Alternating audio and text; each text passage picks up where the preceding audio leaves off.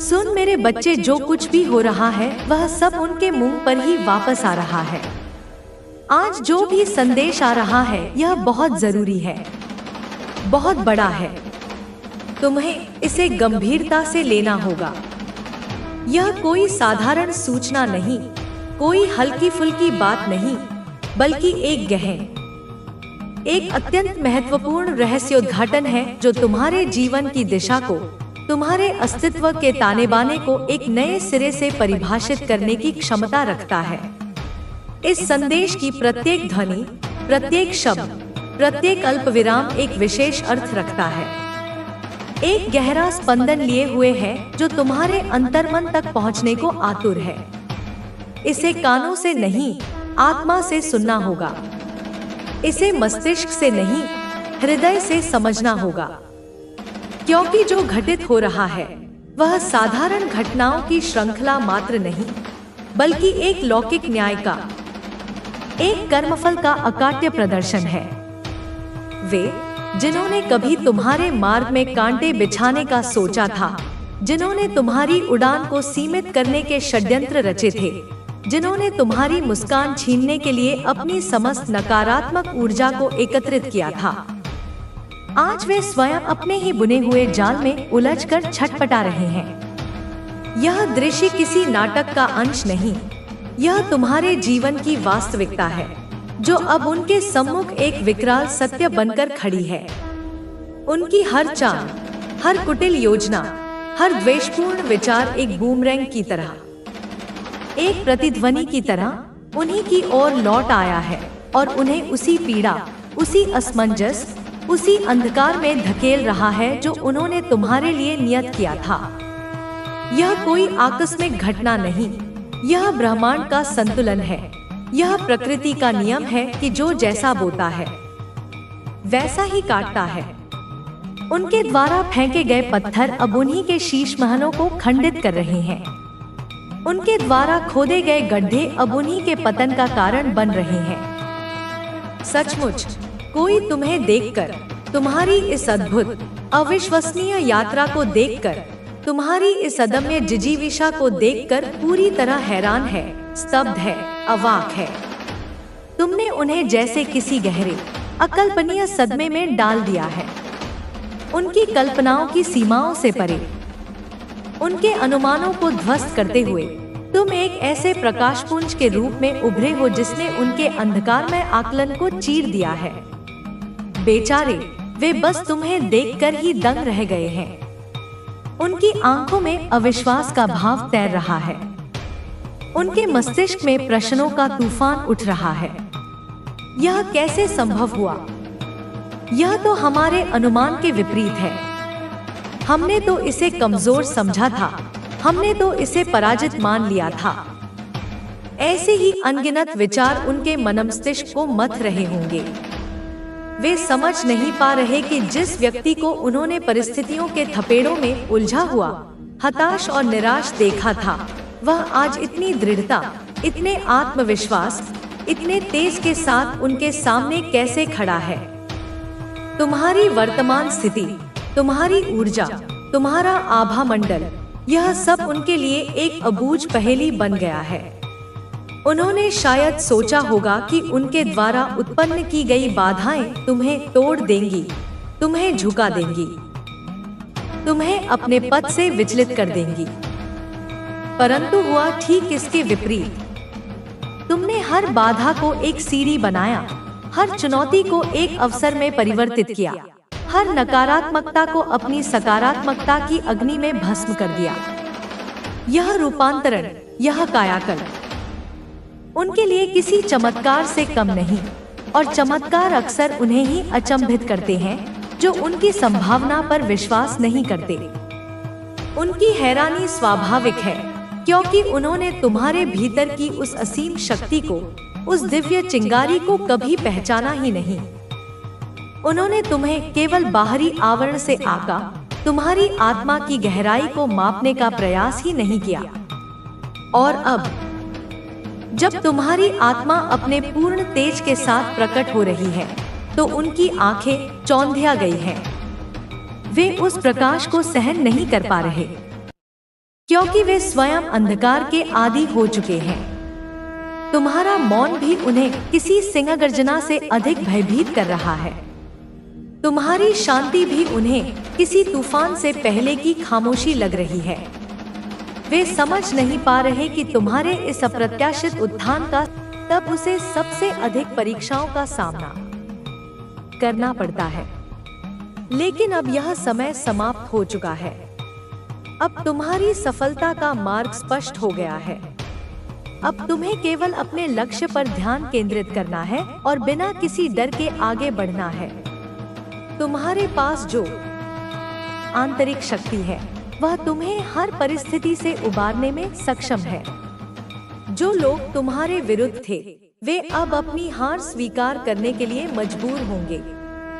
वे जितना अधिक तुम्हें गिराने की कोशिश करेंगे उतना ही वे स्वयं गिरेंगे। तुमने अपनी सच्चाई और ईमानदारी से जो स्थान प्राप्त किया है उसे कोई छीन नहीं सकता। अब तुम्हारे जीवन में केवल शुभ घटनाएं घटित होंगी और जो भी बाधाएं थीं वे अब समाप्त हो चुकी हैं। तुम्हें केवल अपने विश्वास को बनाए रखना है और अपने मार्ग पर दृढ़ रहना है। अब ब्रह्मांड तुम्हारे लिए कार्य कर रहा है। जो भी तुम्हारे विरुद्ध था उसे अब अपनी करनी का फल मिलने वाला है। तुम्हारी आत्मा अब पहले से भी अधिक जागृत हो चुकी है। अब कोई भी तुम्हें भ्रमित नहीं कर सकता। तुमने जो धैर्य रखा उसका फल अब तुम्हें मिलने वाला है। तुम्हारे जीवन में अब एक नया अध्याय शुरू होने वाला है जहां केवल समृद्धि, प्रेम और सफलता होगी। तुम्हारी यात्रा अब केवल ऊपर की ओर है और कोई भी इसे रोक नहीं सकता। अब समय आ गया है कि तुम अपने सच्चे स्वरूप को पहचानो। तुम केवल एक साधारण व्यक्ति नहीं हो, तुम एक दिव्य आत्मा हो। तुम्हारे भीतर वह शक्ति है जो असंभव को भी संभव बना सकती है। माँ काली की कृपा से अब तुम्हारे जीवन के सभी अवरोध समाप्त हो रहे हैं और तुम अपने वास्तविक स्वरूप में प्रकट हो रहे हो। जो लोग तुम्हें कमजोर समझ रहे थे वे अब तुम्हारी शक्ति को देखेंगे और चकित रह जाएंगे। अब तुम्हें किसी को भी कुछ साबित करने की आवश्यकता नहीं है, क्योंकि तुम्हारा प्रकाश स्वयं ही सब कुछ स्पष्ट कर देगा। अब केवल प्रकाश है, अब केवल सफलता है, अब केवल दिव्यता है। यह तुम्हारा समय है। अब कोई भी तुम्हें रोक नहीं सकता। अब तुम अपने सर्वोच्च स्थान पर पहुंचने के लिए पूरी तरह से तैयार हो। माँ काली की कृपा से तुम्हारी हर मनोकामना पूरी होगी। अब तुम्हें केवल अपने उद्देश्य की ओर आगे बढ़ते जाना है। तुम्हारे भीतर जो अग्नि प्रज्वलित हुई है वह अब कभी बुझने वाली नहीं है। अब तुम्हारी यात्रा शिखर की ओर है और कोई भी शक्ति तुम्हें रोक नहीं सकती। तुम्हारी यात्रा अब एक नए मोड़ पर आ चुकी है। यह वह समय है जब तुम्हें अपने भीतर की शक्ति को पूरी तरह पहचानना होगा। अब तुम्हें केवल अपने लक्ष्य पर ध्यान केंद्रित करना है और बिना रुके, बिना डरे आगे बढ़ना है। तुम्हारी आत्मा को बहुत समय तक दबाया गया, तुम्हारी आवाज को अनसुना किया गया, लेकिन अब वह समय समाप्त हो चुका है। अब तुम्हारी आवाज इतनी बुलंद होगी कि पूरी दुनिया उसे सुनेगी। तुमने अपने जीवन में जो भी संघर्ष किए हैं वे व्यर्थ नहीं जाएंगे। हर एक कष्ट, हर एक दर्द तुम्हें और अधिक मजबूत बनाने के लिए था। अब वह समय आ गया है जब तुम्हें अपने इन अनुभवों से सीख लेकर अपने भविष्य को संवारना होगा। तुम्हारे शत्रु तुम्हें रोकने की पूरी कोशिश कर चुके हैं, लेकिन अब वे असफल हो चुके हैं। तुम्हारी आत्मा इतनी पवित्र और शक्तिशाली है कि अब कोई भी नकारात्मक ऊर्जा तुम्हें छू भी नहीं सकती। ब्रह्मांड अब तुम्हारे पक्ष में कार्य कर रहा है और हर वह शक्ति जो तुम्हारे विरुद्ध थी अब निष्क्रिय हो चुकी है। अब तुम्हें अपनी ऊर्जा को व्यर्थ की बातों पर खर्च नहीं करना है। तुम्हें अपने लक्ष्यों की ओर बढ़ना है, अपने सपनों को पूरा करना है। अगर कोई तुम्हें रोकने की कोशिश करे तो उसे नजरअंदाज करो। अगर कोई तुम्हें नीचा दिखाने की कोशिश करे तो उसकी परवाह मत करो, क्योंकि अब तुम्हारी यात्रा तुम्हारे नियंत्रण में है। तुम्हारे भीतर जो दिव्यता है वह अब और अधिक प्रकट होने वाली है। अब वह समय दूर नहीं जब तुम्हारे प्रयासों का फल तुम्हें मिलेगा। तुमने जो भी मेहनत की है वह व्यर्थ नहीं जाएगी। हर वह व्यक्ति जिसने तुम्हारे साथ अन्याय किया, अब उसके कर्म उसके सामने खड़े होंगे। तुम्हारे चारों ओर जो भी अंधकार था वह अब समाप्त हो चुका है। अब केवल प्रकाश है। केवल सत्य अंधकार नहीं मिटा सकता, उसे केवल शक्ति की ज्वाला ही भस्म कर सकती है। कभी कभी मंदिर में आते हुए लोगों में कोई ऐसा भी होता जो अपने जीवन से टूट चुका होता। एक बार एक युवक आया, उसका नाम था अर्णव। वह नौकरी, परिवार, प्रेम हर जगह असफल हो चुका था। वह बस जी रहा था क्योंकि मरने का साहस भी नहीं था। उसने निर्मला से पूछा, माँ सुनती है? और निर्मला ने उसकी आंखों में देखकर कहा, नहीं माँ सुनती नहीं, माँ महसूस करती है। तेरे भीतर जो तू कह नहीं पा रहा, माँ वो भी जानती है। तू रो, तू गिरे, तू चिल्ला, लेकिन माँ से मुंह मत मोड़। अर्णव वहीं बैठ गया, फूट फूट कर रोया, जैसे बरसों का बोझ उसकी आत्मा से निकल रहा हो।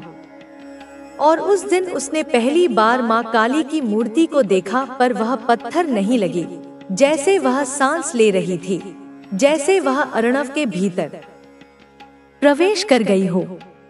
उसके बाद अर्णव रोज आने लगा, मंदिर की सफाई करने लगा, दीप जलाने लगा। धीरे धीरे उसमें बदलाव आने लगा। वह अब मुस्कुराने लगा था और एक दिन उसने कहा, माँ ने मुझे फिर से जन्म दिया। निर्मला जानती थी यही माँ की लीला है। माँ काली न केवल रक्षक है बल्कि सृजनकर्ता भी है। वो केवल शत्रु को नहीं मिटाती, वो भीतर के डर, दुहक और मोह को भी भस्म कर देती है। उनका तांडव विध्वंस नहीं, पुनर्जन्म है। वह केवल त्रिनेत्री नहीं, त्रिविधा है, जन्म, जीवन और मृत्यु तीनों की स्वामिनी। समय बीतता गया, लेकिन निर्मला की भक्ति और सेवा में कोई कमी नहीं आई। उम्र बढ़ी, शरीर कमजोर हुआ, पर आंखों की चमक और स्वर का तेज और प्रखर होता गया। वह हर आने वाले को यही कहती, माँ को बाहर मत ढूंढो, माँ भीतर है। जब भी जीवन में कोई ऐसा क्षण आए जब सब कुछ टूटता लगे, तब खुद को माँ की गोद में रख दो। वो शक्ति है, वो शांति है, वो अंत भी है और आरंभ भी। एक रात जब निर्मला का शरीर थक गया था, जब उसने दीप बुझाने के बाद माँ के सामने हाथ जोड़े, तो बस यही कहा, माँ अब बुला लो, अब और कुछ नहीं चाहिए। और अगले दिन सुबह मंदिर खुला तो लोग देख नहीं पाए कि माँ की मूर्ति के सामने वह शरीर पड़ा था या कोई दीपक, क्योंकि उसका चेहरा चमक रहा था, जैसे माँ ने उसे अपने भीतर समा लिया हो। उसके जाने के बाद भी मंदिर की दीवारें उसकी आवाज दोहराती रहीं। हर बार जब कोई हताश व्यक्ति वहां आता, उसे लगता कोई कह रहा है, तू अकेला नहीं है, माँ तेरे साथ है।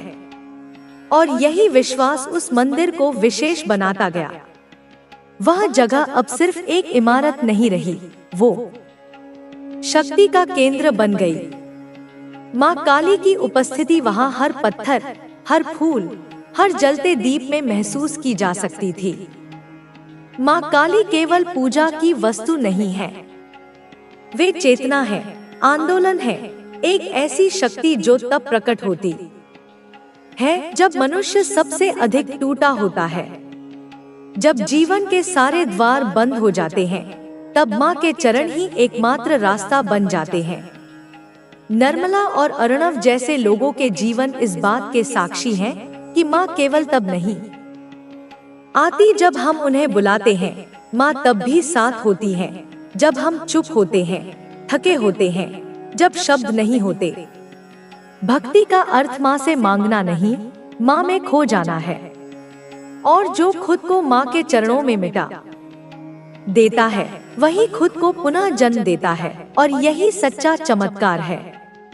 जब भी जीवन अपने सबसे गहरे अंधेरे में चला जाता है, जब चारों ओर केवल सन्नाटा और निराशा का धुआं होता है, तब वह एक पुकार होती है जो मन से नहीं, आत्मा से निकलती है।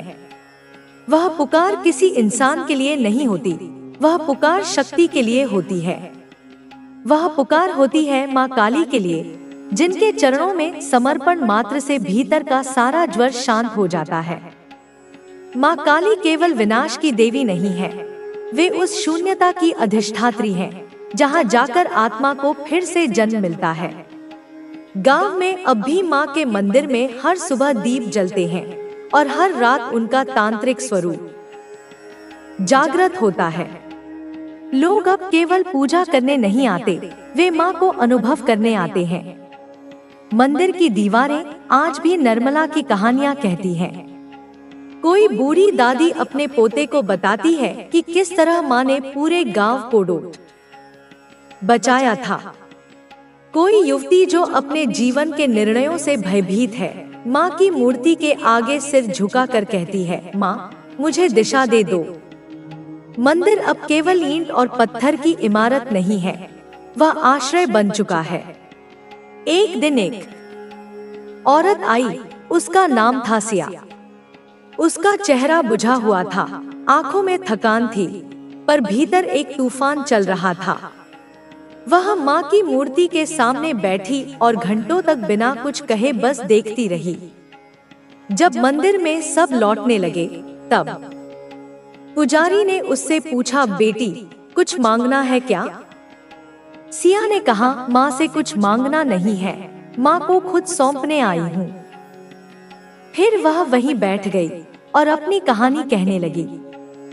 सिया एक शहर में काम करती थी, बहुत तेज, बहुत आत्मनिर्भर। उसने अपना जीवन खुद के दम पर बनाया था, लेकिन वक्त ने ऐसा मोड़ लिया कि जिस नौकरी पर उसे गर्व था, वहीं से उसे अपमानित होकर निकाला गया। रिश्तों ने भी पीठ मोड़ ली। दोस्तों ने कहा, तुम मजबूत हो, निकल जाओगी इस दौर से।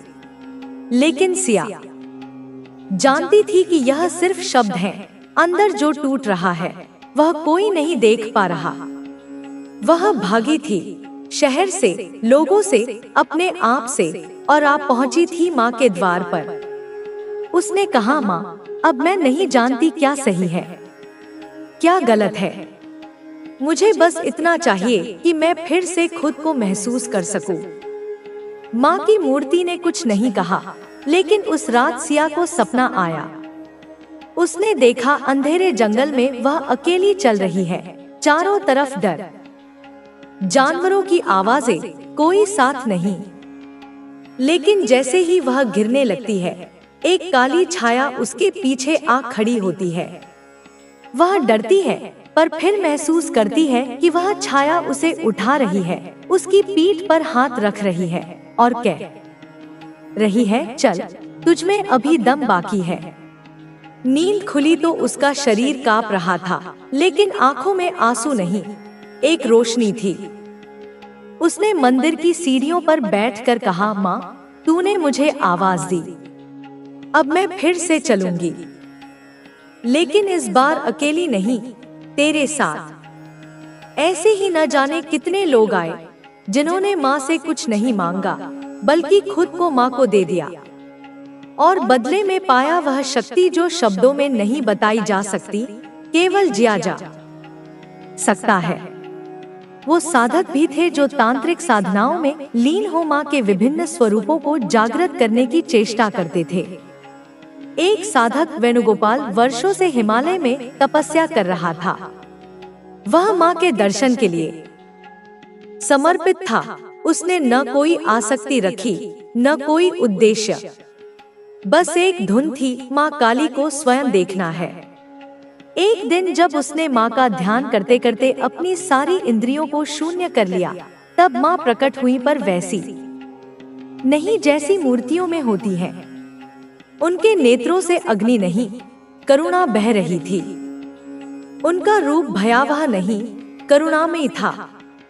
उन्होंने कहा, पुत्र, तूने मुझे खोजा, लेकिन मैं तो हर उस स्त्री में हूँ जिसे तू रास्ते में अनदेखा कर चला गया। मैं हर उस क्षण में थी जब तूने सहानुभूति की जगह अभिमान चुना। दर्शन मुझे बाहर नहीं, भीतर कर। वेणुगोपाल का रोम रोम कांप गया। उसने अपनी सारी साधना को माँ के चरणों में समर्पित कर दिया। लौटकर जब वह गांव आया तो उसने मंदिर के बाहर ही एक छोटी सी पाठशाला बनवाई, जहां वह बच्चों को न केवल नक्षत्र तेरे अनुकूल हो जाते हैं, हर दिशा तेरे लिए मार्ग बना देती है। मेरे बच्चे, तू थक चुका है, यह मैं जानती हूँ। तू बार बार गिरा है, तू बार बार टूटा है, मगर हर बार तू उठा है, तू खड़ा हुआ है, तू लड़ा है, क्योंकि तेरे भीतर मेरी शक्ति है, मेरा अंश है। तू हार नहीं सकता, तू हारने के लिए नहीं बना है। अब मैं तुझे उस अंधकार से, उस पीड़ा के चक्रव्यूह से बाहर निकाल रही हूँ। अब तू एक ऐसे मार्ग पर चल पड़ेगा जहाँ तू स्वयं को देखेगा, एक नए रूप में, एक नए तेज में, एक नई शांति में, और तू चौंक जाएगा। तू कहेगा कि यह मैं हूँ, यह शक्ति मेरी है। हाँ, यह शक्ति तेरी है, यह दृष्टि तेरी है, यह सिद्धि तेरी है, और यह सब मैंने तुझे दिया है, अपने आशीर्वाद से, अपने प्रेम से, अपने संरक्षण से। अब तू ना रुकना, ना डरना, ना थकना, तू बस आगे बढ़ना, क्योंकि अब तू मेरे साथ नहीं, मैं तेरे भीतर हूँ, मैं तुझ में ही समाई हूँ। तू अब अकेला नहीं, तू अब मेरा रूप है, तू अब शक्ति का चलता फिरता स्वरूप है। बोल मेरे बच्चे, अब सुन, ध्यान से सुन, पूरे होश में सुन, क्योंकि अब तुझे सच्चाई समझनी है। अब तुझे अपने भीतर के तेज को पहचानना है। अब तुझे उस नासमझ से खुद को अलग करना है, जिसने तुझे समझा ही नहीं, जिसने तेरे प्रेम की गहराई को कभी जाना ही नहीं, जिसने तुझे सिर्फ इस्तेमाल किया, जिसने तुझे फॉर ग्रांटेड लिया, जिसने सोचा कि तू उसके बस में है, तू उसकी मुट्ठी में है, तू उसकी जिद में रहेगा। वो एक बार आवाज लगाएगा और तू भागता हुआ जाएगा, क्योंकि उसे लगता था कि तू उसके प्यार में पागल है। तू उसके लिए रोएगा, तू उसके लिए गिड़गिड़ाएगा, तू उसके लिए मर मिटेगा। लेकिन अब क्या हो रहा है? अब पासा पलट गया है, अब खेल बदल गया है। अब तू अलग हो रहा है, अब तू दूर जा रहा है, अब तू अपने जीवन में ध्यान दे रहा है, अपने आत्मसम्मान को प्राथमिकता दे रहा है। और यही बात उस इंसान की आत्मा को, उसके अहंकार को जलाए जा रही है। अब समय आ गया है कि तू इस संदेश को लाइक करके कमेंट में अपना नाम टाइप करे, क्योंकि यह तेरे संकल्प की मोहर होगी। बोल बच्चा, जब तूने उसे छोड़ा नहीं था, जब तू उसके पीछे था, तब वह खिलखिला रहा था, उसे कोई फर्क नहीं पड़ता था। वह तुझे रोकने नहीं आया, उसने तुझे संभालने की कोशिश नहीं की, उसने तुझे सुना नहीं, समझा नहीं, उसने तेरी भावनाओं को पैरों तले रौंद दिया। लेकिन अब तू चुप है, तू स्थिर है, तू शांत है, तू अपने जीवन में व्यस्त है, तू अपने काम में मग्न है, तू खुद में मग्न है, और उसकी दुनिया हिल चुकी है, उसकी जमीन पैरों के नीचे से खिसक गई है। अब उसे लग रहा है जैसे कोई फांसी का फंदा उसके गले में कसता जा रहा है। अब उसकी ऊर्जा निढालपन दिखा रही है, अब वह खुद को खो चुका है। 24 घंटे में 1 घंटा भी ऐसा नहीं है जब उसका मन तुझसे मुक्त हो। उसका मन, उसका दिमाग, उसकी आत्मा अब तुझसे जंजीरों से बंधी है, डर रही है, कांप रही है, पछता रही है, और यह डर, यह पछतावा उसे पागल बना रहा है, यह उसे भीतर ही भीतर खाए जा रहा है। बोल मेरे बच्चे, तू अब मासूम नहीं रहा, तू अब केवल प्रेम करने वाला नहीं रहा, तू अब वह शक्ति बन चुका है जो प्रेम के साथ साथ न्याय करना भी जानती है, जो करुणा के साथ साथ कठोर होना भी जानती है। तू अब उस स्थान पर है जहाँ तू किसी का मोहताज नहीं। तू आत्मनिर्भर है, तू स्वयं में पूर्ण है। तू अब साक्षात शक्ति है, और यह शक्ति, यह आत्मसम्मान, यह मौन इस इंसान को डरा रहा है। तेरी चुप्पी उसे किसी भी चीख से ज्यादा चुभ रही है। तू अब कम्युनिकेट नहीं कर रहा, तू अब सफाई नहीं दे रहा, तू अब चुप है। तू अब शांति से सब देख रहा है, और यह मौन, यह शांति ही उसका सबसे बड़ा डर बन चुका है। देख, यह इंसान अब तुझसे बात करना चाहता है। वह बहाने ढूंढ रहा है, वह रास्ते खोज रहा है, वह माफी मांगना चाहता है, वह सफाई देना चाहता है, वह रोना चाहता है, गिड़गिड़ाना चाहता है, लेकिन तूने दरवाजा बंद कर दिया है। तूने अपनी ऊर्जा का द्वार उसके लिए सील कर दिया है। तूने उसकी आवाज अनसुनी कर दी है, और यही उसे काट रहा है, जला रहा है, सता रहा है। और हाँ, जो तू कर रहा है वह बिल्कुल सही है, क्योंकि जिसने तुझे इस कदर तोड़ा, जिसने तुझे इतना दुख दिया, जिसने तुझे अपमानित किया, जिसने तुझे हल्के में लिया, जिसने तेरे विश्वास को चकनाचूर किया, अब उसके लिए यही समय है समझने का, महसूस करने का, जागने का। उसे भी उस पीड़ा का अनुभव होना चाहिए जो उसने तुझे दी है, और यही ईश्वर का न्याय है, यही कर्म का सिद्धांत है। बेटा, यह जो समय है, यह जो मौन का दौर है, यह तुझे थोड़ा लंबा खींचना है। तू कमजोर मत पड़ना, तू फिर से भावनाओं में बह मत जाना, तू फिर से भाग मत जाना, तू फिर से उसकी एक आवाज पर, उसके एक आंसू पर लौट मत जाना। क्योंकि अब समय है कि उसे खुद के कर्मों का फल मिले। अब समय है कि वह समझे कि उसने क्या खोया है और क्या किया है। उसे यह एहसास होना चाहिए कि तेरा प्रेम कोई साधारण वस्तु नहीं थी, वह एक वरदान था जिसे उसने ठुकरा दिया। तू सिर्फ अपना काम कर, तू खुद को हील कर, अपनी टूटी हुई ऊर्जा को जोड़, अपने बिखरे हुए टुकड़ों को समेट। तू अपने करियर पर ध्यान दे, तू अपने लक्ष्यों पर काम कर, और देख, अगर कोई नया आइडिया तुझे बार बार आए, अगर कोई बिजनेस प्लान बार बार दिमाग में दस्तक दे, अगर कोई नई कला सीखने का मन करे, तो समझ ले वह मेरा ही सिग्नल है, वह डिवाइन का सिग्नल है। उसे अनदेखा मत कर, उस पर काम कर, क्योंकि अब तेरे जीवन में चमत्कारों का समय आ चुका है। अब तेरे जीवन में प्रचुरता का द्वार खुल चुका है। ओ मेरी शक्ति, ओ मेरी संतान, अब तू इन्फिनिट अबंडेंस को, असीम समृद्धि को मैनिफेस्ट कर रहा है। अब तू अपने लिए ब्रह्मांड से वही खींच रहा है जो हमेशा से तेरा था, जो तुझे मिलना ही था। अब धन, सम्मान, सफलता, स्वास्थ्य और सच्ची खुशी तेरी ओर चुंबक की तरह खिंची चली आ रही है। और वह इंसान अब लॉस को, हानि को, अकेलेपन को मैनिफेस्ट कर रहा है। वह अब खाली हो गया है, उसकी दुनिया से रंग उड़ गए हैं, क्योंकि उसकी दुनिया का सबसे खूबसूरत रंग तो तू ही था, जिसे उसने खुद अपने हाथों से मिटा दिया। अब वह पछताएगा, वह तड़पेगा, और यह उसकी यात्रा है, यह उसका कर्म है। तू उसमें हस्तक्षेप मत करना, तू बस अपने पथ पर, मेरी छत्रछाया में निर्भय होकर आगे बढ़ता जा, क्योंकि तेरा भविष्य उज्जवल है। तेरा भविष्य मैं लिख रही हूँ, और मैं जो लिखती हूँ उसे कोई मिटा नहीं सकता। तू अब एक ऐसे द्वार पर खड़ा है जहाँ से तेरा अतीत पीछे छूटने वाला है।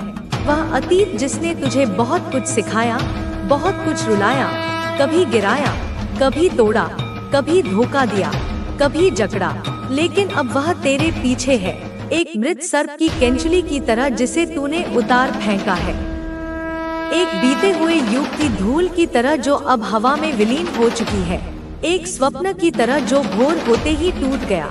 अब तू वहाँ नहीं है, उस कारागार में नहीं है, उस अंधकार में नहीं है, उस पीड़ा के दलदल में नहीं है, जहाँ तू कल था, जहाँ तू महीनों से था, जहाँ तू वर्षों से सिसक रहा था।